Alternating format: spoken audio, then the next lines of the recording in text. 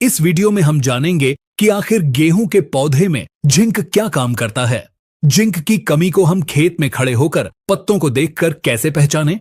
बाजार में 33%, 21% और चिलेटेड जिंक मिलता है। इनमें से सबसे बेहतर कौन सा है? 1 एकड़ में सही मात्रा क्या है? और सबसे बड़ा सवाल, क्या हम डीएपी के साथ जिंक को मिलाकर डाल सकते हैं या नहीं, चाहे आपकी फसल अभी बुवाई की अवस्था में हो या बड़ी हो चुकी हो। यह जानकारी आपके लिए बहुत महत्वपूर्ण है। अगर आप चाहते हैं कि आपकी गेहूं की फसल में कल्ले ज्यादा निकलें, बालियां लंबी बने और दाना मोटा हो, तो इस वीडियो को अंत तक जरूर देखें। चलिए शुरू करते हैं। सबसे पहले यह समझना जरूरी है कि हमें जिंक क्यों डालना चाहिए। यह पौधे के अंदर जाकर करता क्या है? देखिए किसान भाइयों, जैसे हमारे शरीर को काम करने के लिए विटामिन की जरूरत होती है, वैसे ही जिंक पौधे के लिए एक इंजन ऑयल का काम करता है। वैज्ञानिक रूप से समझें तो जिंक 3 मुख्य काम करता है।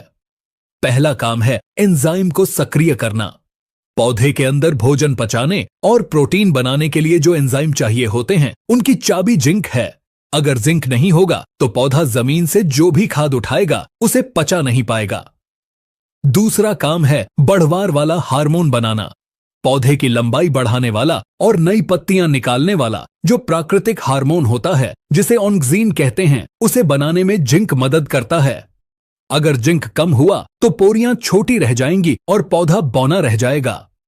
और तीसरा काम है हरापन यानी क्लोरोफिल। पत्तियों में जो हरा रंग होता है, जिससे पौधा धूप से अपना भोजन बनाता है, उस प्रक्रिया में जिंक का बहुत बड़ा योगदान है। साधारण भाषा में कहें तो नाइट्रोजन यानी यूरिया पौधे का भोजन है, लेकिन उस भोजन को खाने और पचाने की ताकत जिंक देता है। अब सवाल आता है कि आप अपने खेत में कैसे पहचानेंगे कि फसल को जिंक की जरूरत है। बहुत से किसान भाई इसे यूरिया की कमी समझ लेते हैं और यूरिया डालते रहते हैं, जिससे नुकसान होता है।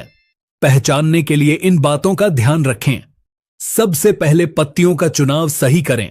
नाइट्रोजन की कमी हमेशा नीचे की पुरानी पत्तियों से शुरू होती है, जो पीली पड़ जाती हैं, लेकिन जिंक की कमी पौधे की बीच वाली और नई पत्तियों पर दिखाई देती है। दूसरा लक्षण है पीलापन और धब्बे। जिंक की कमी होने पर पत्तियों की नसें तो हरी रहती हैं, लेकिन नसों के बीच का हिस्सा पीला पड़ने लगता है। इसके अलावा पत्तियों पर भूरे या ईंट के रंग के धब्बे दिखाई देने लगते हैं। तीसरा लक्षण है पौधे का रुकना।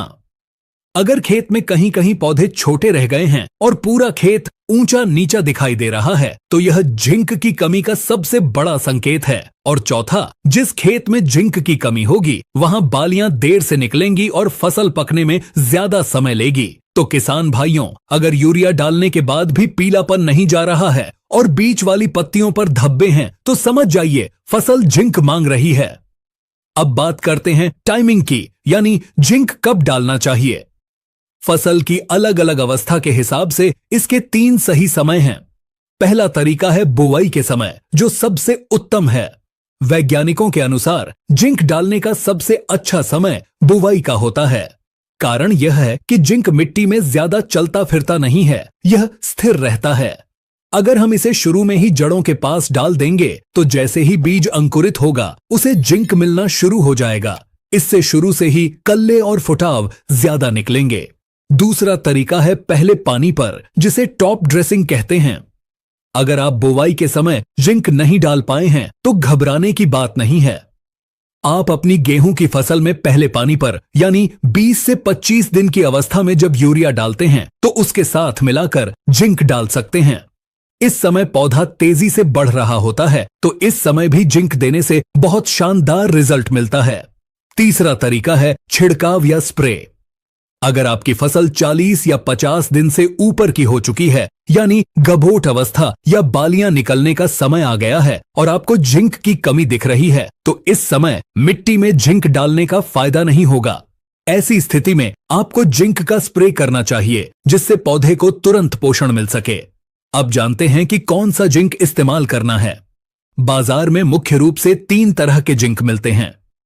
टेक्निकल एग्रीकल्चर पर हम आपको सही राय देंगे। पहला है जिंक सल्फेट 33% मोनोहाइड्रेट। यह सबसे बेहतरीन जिंक माना जाता है।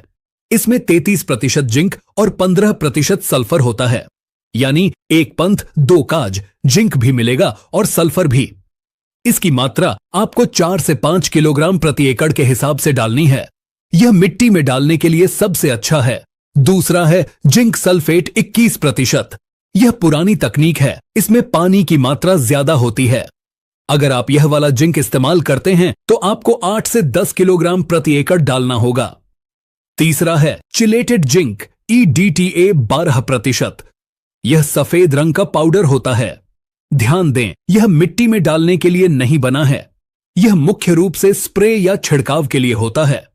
अगर आपकी फसल बड़ी हो गई है और आप दानेदार जिंक नहीं डाल पाए, तब आप इसका स्प्रे करें। इसकी मात्रा 100 से 150 ग्राम प्रति एकड़ 150 लीटर पानी में मिलाकर छिड़कनी होती है। अब वीडियो के सबसे महत्वपूर्ण हिस्से पर आते हैं।